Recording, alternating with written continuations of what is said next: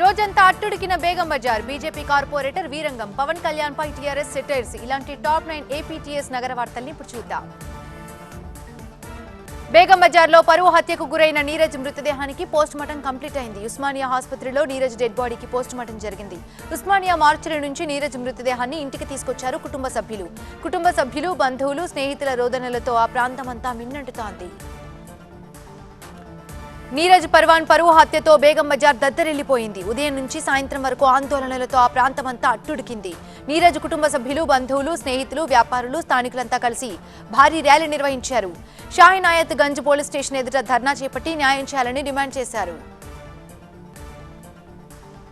బేగం బజార్ పరువు హత్యపై HRC react అయింది. మీడియాలో కథనాల ఆధారంగా సుమోటోగా కేసుని స్వీకరించింది.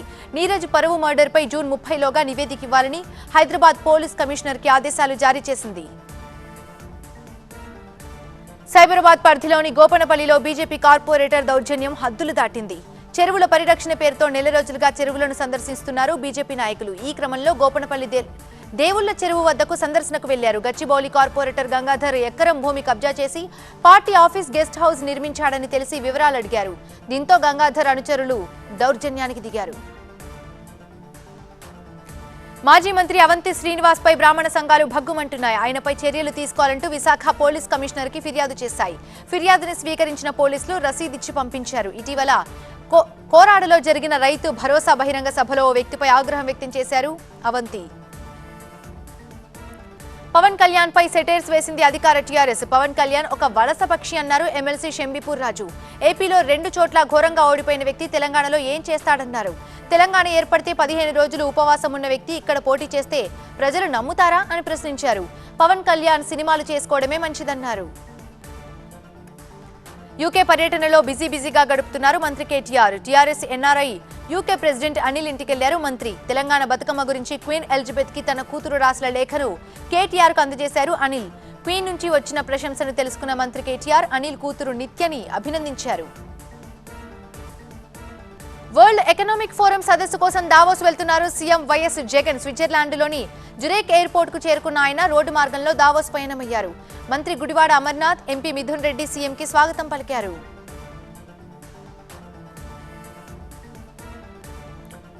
ప్రకంపనలు రేపుతున్న తెలంగాణ సీఎం ఢిల్లీ టూర్. వాహనదారులకు కేంద్రం తీపి కబురు. వెస్ట్ బెంగాల్లో బాంబుల కలకలం. ఇలాంటి టాప్ 9 నేషనల్ న్యూస్ ఇప్పుడు చూద్దాం. దేశంలో రాజకీయంగా సంచలన పరిణామాలు జరగబోతున్నాయన్నారు తెలంగాణ సీఎం కేసీఆర్. ఢిల్లీలో కేజ్రీవాల్ తో భేటీ తర్వాత కీలక కమెంట్స్ చేశారు. రాజకీయ పార్టీల నేతలు కలిసినప్పుడు రాజకీయాలే మాట్లాడతారన్నారు. దేశంలో విద్యా వ్యవస్థ తీరును విమర్శించారు. కేంద్రం నూతన విద్యా విధానం ఏకపక్షంగా ఉందంటూ తప్పుపట్టారు.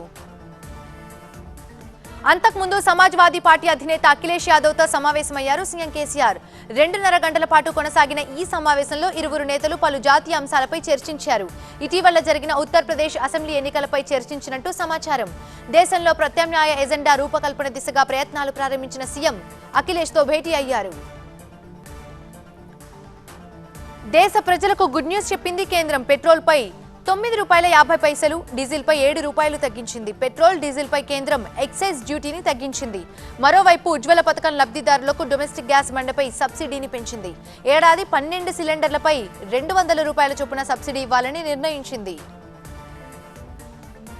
ఢిల్లీ యూనివర్సిటీ ప్రొఫెసర్ రతన్ లాల్ కి బెయిల్ లభించింది. 50,000 పూచికత్తుపై ఆయన్ను విడుదల చేశారు. ఇటీవల జ్ఞానవాపి మసీద్లో శివలింగం లభించడంపై సోషల్ మీడియాలో వివాదాస్పద పోస్టు పెట్టారు రతన్ లాల్. ఈ పోస్టుపై వివాదం రాజుకుంది. విద్వేషాలు రెచ్చగొట్టేలా పోస్టులు పెట్టారని ఆయనపై ఢిల్లీ పోలీసులు కేసు నమోదు చేశారు. కాంగ్రెస్ అగ్రనేత హాట్ కమెంట్స్ చేశారు. భారత్ చైనా సరిహద్దులో యుక్రెయిన్ లాంటి పరిస్థితులున్నాయన్నారు రాహుల్. యుక్రెయిన్లో నెలకొన్న పరిస్థితుల్లాగే భారత్ చైనా సరిహద్దు ప్రాంతాలు కనిపిస్తున్నాయని ఆందోళన వ్యక్తం చేశారు. అమెరికాతో భారత్ స్నేహాన్ని చైనా అంగీకరించడం లేదన్నారు. తూర్పు లద్దాఖ్లోని పాంగాంగ్ సరస్సుపైన చైనా వద్ద వంతెనను నిర్మిస్తోందన్నారు రాహుల్. కర్ణాటక ప్రభుత్వం కీలక నిర్ణయం తీసుకుంది. అవుట్ సోర్సింగ్ ఉద్యోగాల్లో మహిళలకు 33% రిజర్వేషన్ కల్పించింది. Data entry operators, housekeeping staff, group D employees ని అవుట్ సోర్సింగ్ ప్రాతిపదికన నియమిస్తోంది ప్రభుత్వం. ఈ ఉద్యోగాల్లో మహిళలకు పెద్దపీట వేసింది బొమ్మాయి ప్రభుత్వం. బద్రీల ఒలింపిక్స్ విజేతలతో సమావేశమయ్యారు ప్రధాని మోదీ. అసాధారణ ప్రతిభతో దేశం ప్రతిష్టను ఇనుమడింపజేశారని ప్రశంసించారు ప్రధాని. ఉత్సాహం, పట్టుదల క్రీడాకారులకు ప్రభుత్వం ఎప్పుడూ మద్దతుగా ఉంటుందన్నారు మోదీ. మధ్యప్రదేశ్లో అధికార బీజేపీ పార్టీ నేతలు యమ కింకరుల్లా తయారయ్యారు. నీ పేరు మహ్మదా, నీ ఆధార్ కార్డు ఏది అంటూ మానసిక వైకల్యం ఉన్న వృద్ధుడిని చితకబాదాడు దినేష్ కుష్వాహా. దాడి తర్వాత అదృశ్యమైన ఆ వృద్ధుడు శవమై కనిపించాడు. మధ్యప్రదేశ్లోని నీముచ్ జిల్లాలో ఈ దారుణం జరిగింది. వెస్ట్ బెంగాల్లో బాంబుల కలకలం రేగింది. 15 డ్రమ్ముల్లో పెద్ద మొత్తంలో బాంబులు పట్టుబడ్డాయి. హోగ్లా అటవీ ప్రాంతంలో డ్రమ్ముల్లో భారీ ఎత్తున బాంబుల్ని నిల్వ చేశారు. సమాచారం అందిన వెంటనే మెదినీకపూర్ పోలీసులు అక్కడికి చేరుకుని దాడులు చేపట్టారు.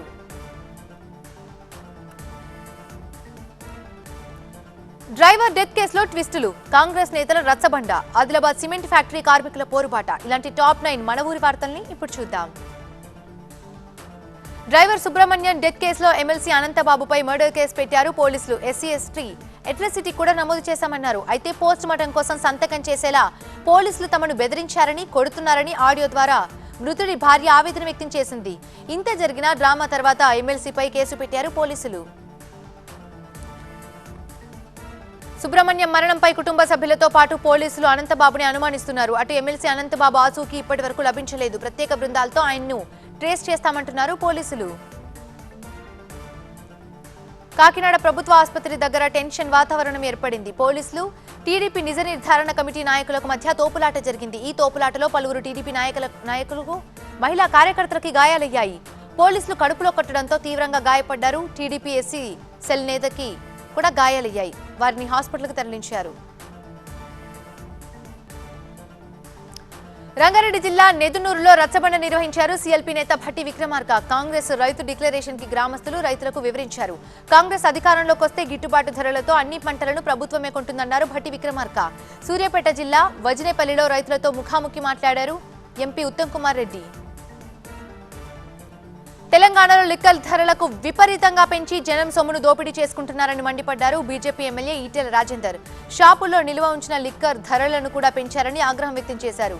ప్రజలపై 20,000 కోట్ల రూపాయల భారాన్ని మోపారని ఆగ్రహం వ్యక్తం చేశారు ఈటెల రాజేందర్.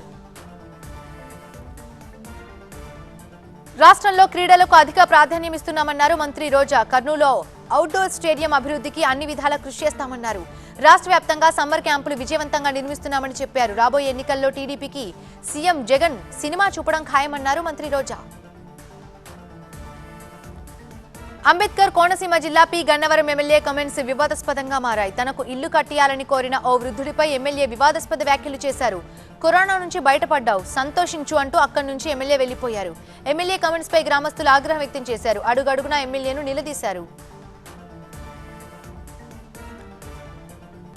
ఆదిలాబాద్ సిమెంట్ ఫ్యాక్టరీని కాపాడుకునేందుకు కార్మికులు ఆఖరి పోరాటం మొదలుపెట్టారు.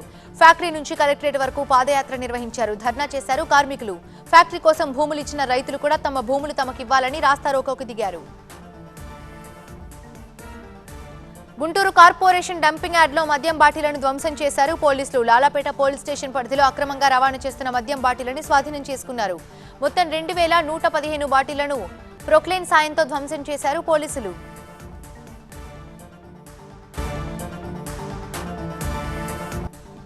అసోంలో వరదవరి కబ్జాలపై యూపీ సర్కార్ కన్నెర్ర. Jammu tunnel rescue complete. ఇలాంటి టాప్ 9 మెట్రో న్యూస్ ఇప్పుడు చూద్దాం. ఈశాన్య రాష్ట్రం అసోంలో వరద బీభత్సం కొనసాగుతోంది. రాష్ట్ర వ్యాప్తంగా పలు లోతట్టు ప్రాంతాలు నీట మునిగాయి. అనేక గ్రామాలు జల దిగ్బంధంలో కూరుకుపోయాయి. 29 జిల్లాల్లో దాదాపు 8 లక్షల మందికి పైగా వరదల కారణంగా ఇబ్బందులు పడుతున్నారు. 500కు పైగా కుటుంబాలు రైల్వే ట్రాక్లపై రోజులు గడుపుతున్నాయి. బీహార్లో కుండపోత వానలు కురుస్తున్నాయి. వర్షాలు వరదలతో ఇప్పటివరకు 32 మంది ప్రాణాలు కోల్పోయారు. చనిపోయిన బాధిత కుటుంబాలకు 4 లక్షల పరిహారం ప్రకటించారు ముఖ్యమంత్రి నితీష్ కుమార్. వరదలతో మరణించిన వారి కుటుంబాలకు ప్రధాని మోదీ సంతాపం ప్రకటించారు. కబ్జాలపై ఉక్కుపాదం మోపుతోంది యోగి సర్కార్. యూపీ కాన్పూర్ మున్సిపాలిటీ కార్పొరేషన్లో అక్రమాస్తుల్ని బుల్డోజర్తో కూల్చేశారు. మహమ్మద్ ఆసిఫ్ అలియాస్ పప్పు స్మార్ట్ కి చెందిన భవనాన్ని బుల్డోజర్తో పడగొట్టారు. అతనిపై మర్డర్, దొంగతనం కేసులున్నాయి. జమ్మూ కాశ్మీర్లో రెస్క్యూ ఆపరేషన్ పూర్తయింది. టన్నెల్ ప్రమాదంలో మొత్తం 10 మృతదేహాల్ని వెలికితీశారు సిబ్బంది. శిథిలాలు నెమ్మదిగా తొలగిస్తున్నారు. 3 రోజుల నుంచి ఈ రెస్క్యూ ఆపరేషన్ జరుగుతోంది. NDRF, ఆర్మీ, పోలీసులు సహాయక చర్యలు చేపట్టారు.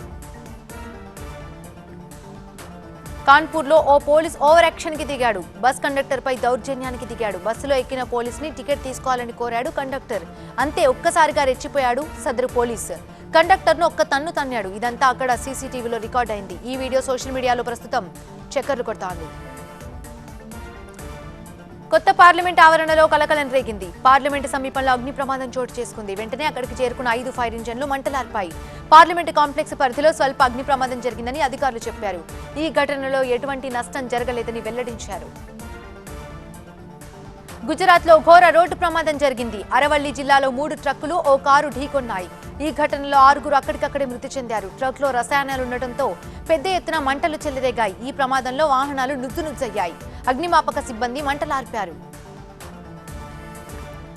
మాజీ ప్రధాని రాజీవ్ గాంధీ 31వ వర్ధంతి సందర్భంగా దేశ రాజధాని ఢిల్లీలోని వీరభూమిలో కాంగ్రెస్ తాత్కాలిక అధ్యక్షురాలు సోనియా గాంధీ, ప్రియాంక గాంధీ నివాళులర్పించారు. వీరితో పాటు నేతలు పి చిదంబరం, సచిన్ పైలట్ దివంగత ప్రధానికి శ్రద్ధాంజలి ఘటించారు. ప్రధాని మోదీ కూడా ఆయనకు నివాళులర్పించారు.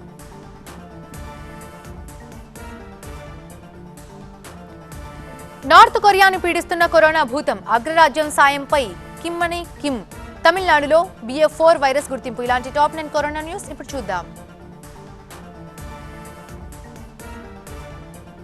ఉత్తర కొరియాలో కరోనా విజృంభిస్తోంది. కోవిడ్ కేసులు అధిక సంఖ్యలో నమోదు కావడంతో అక్కడి ప్రజలు భయాందోళన చెందుతున్నారు. కరోనా వైరస్ వస్తే పౌరుల్ని చంపేందుకు కూడా వెనకాడబోనని గతంలో చెప్పిన ఆ దేశ అధ్యక్షుడు కిమ్ జాంగ్ ప్రస్తుతం నివారణ చర్యలు చేపట్టారు.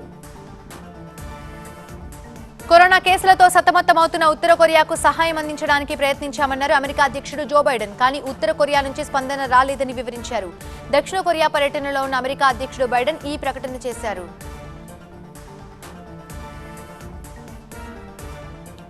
ఉత్తర కొరియాలో ఇప్పటికీ వ్యాక్సినేషన్ అందుబాటులోకి రాలేదు. టీకాలను పరిశీలించిన అక్కడి ప్రభుత్వం వాటిని కొనుగోలు చేయలేదు.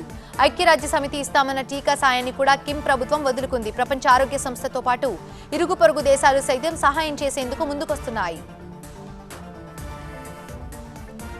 భారత్లో రోజువారీ కరోనా కేసులు స్వల్పంగా పెరిగాయి. దేశవ్యాప్తంగా ఇవాళ 2323 కేసులు నమోదయ్యాయి. మరో 25 మంది ప్రాణాలు కోల్పోయారు. ఒక్కరోజే 2346 మంది హాస్పిటల్ నుంచి డిశ్చార్జ్ అయ్యారు. దేశవ్యాప్తంగా మొత్తం కేసుల్లో 0.03% కేసులు యాక్టివ్గా ఉన్నాయి. బాధితుల రికవరీ రేటు 98.75%గా ఉంది. మరణాలు 1.22%గా ఉన్నాయి. ఇప్పటి వరకు 4.25 కోట్ల మంది వైరస్ను జయించారు.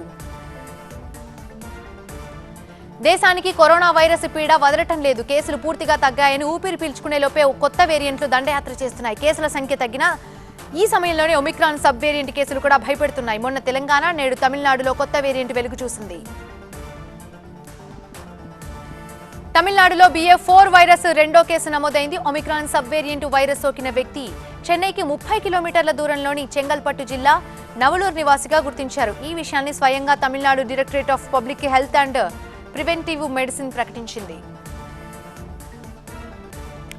భారత్లో వ్యాక్సినేషన్ ప్రక్రియ జోరుగా సాగుతోంది. ఇప్పటి వరకు 192 కోట్ల డోసుల్ని వినియోగించినట్టు కేంద్ర ఆరోగ్య శాఖ లెక్కలు చెబుతున్నాయి. 24 గంటల్లో 15,32,383 కోట్ల వ్యాక్సిన్ డోసుల్ని వినియోగించారు.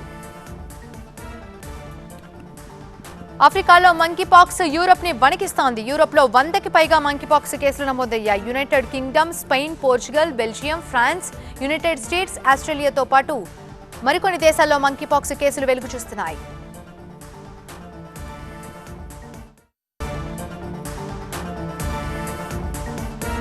ఆస్ట్రేలియాలో కొత్త ప్రధాని, శ్రీలంకలో ఎమర్జెన్సీ ఎత్తివేత, ట్రంప్ కి భారీ జరిమానా. ఇలాంటి టాప్ 9 వార్తల్ని న్యూస్ జంక్షన్ లో చూద్దాం.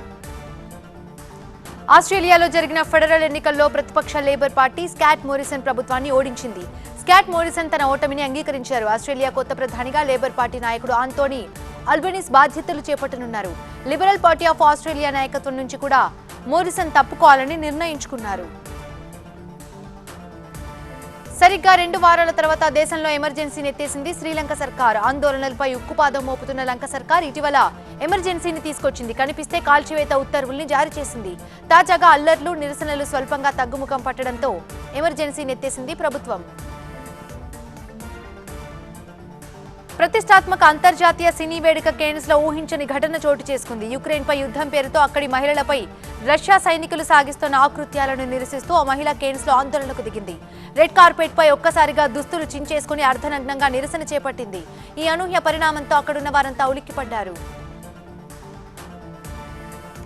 America, south Korea స్నేహగీతం పాడుతున్నాయి. ఉత్తర కొరియా దూకుడుకు అడ్డుకట్ట వేస్తామని ప్రకటించాయి ఇరు దేశాలు. సౌత్ కొరియా పర్యటనలో ఉన్న జో బైడెన్ ప్రధానంగా నార్త్ కొరియా క్షిపణి ప్రయోగాలపైనే చర్చిస్తున్నారు. ఇందుకు ప్రతిగా America, south Korea joint military విన్యాసాలు నిర్వహించబోతున్నట్టు వార్తలొస్తున్నాయి. అమెరికా మాజీ ప్రెసిడెంట్ డొనాల్డ్ ట్రంప్ మరోసారి జరిమానా చెల్లించారు. ట్యాక్స్ ఇన్వెస్టిగేషన్ కి అంతరాయం కలిగించినందుకు గాను ట్రంప్ కి భారీ జరిమానా పడింది. 2019లో జరిగిన ఈ ఇన్సిడెంట్ లో ట్రంప్ $1,10,000 జరిమానాగా చెల్లించారు. ట్రంప్ గతంలోనూ ఓసారి $10,000 జరిమానా కట్టారు. బంగ్లాదేశ్లో భారీ వర్షాలు బీభత్సం సృష్టిస్తున్నాయి. ఏకధాటి వర్షాలతో రోడ్లు చెరువులను తలపిస్తున్నాయి. ప్రజల జీవనం అస్తవ్యస్తమైంది. ఈ వరదలకు ఇప్పటికే 4 మృతి చెందారు. దేశంలో దాదాపు సగం ప్రాంతం నీటిలోనే ఉంది. రంగంలోకి దిగిన అధికారులు సహాయక చర్యలు చేపట్టారు. దక్షిణ చైనా సముద్రంలో డ్రాగన్ దేశం చైనా సైనిక విన్యాసాలు ప్రారంభించింది. అమెరికా అధ్యక్షుడు జో బైడెన్ ఆసియా పర్యటన నేపథ్యంలో ఈ విన్యాసాలకు శ్రీకారం చుట్టింది. ఈ సైనిక విన్యాసాలు సోమవారం వరకు కొనసాగుతాయి. విన్యాసాలు జరిగే ప్రాంతంలో ఇతర దేశాల విమానాలకు అనుమతి ఇవ్వటం లేదు.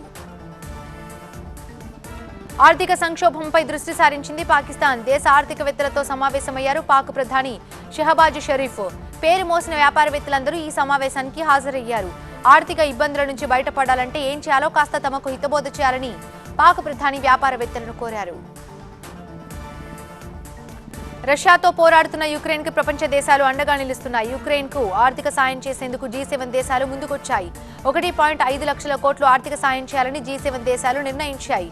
జర్మనీలోని కొనిక్స్ వింటర్లో జరిగిన సమావేశంలో 73,000 కోట్ల విరాళాలు సేకరించామని జర్మనీ వెల్లడించింది.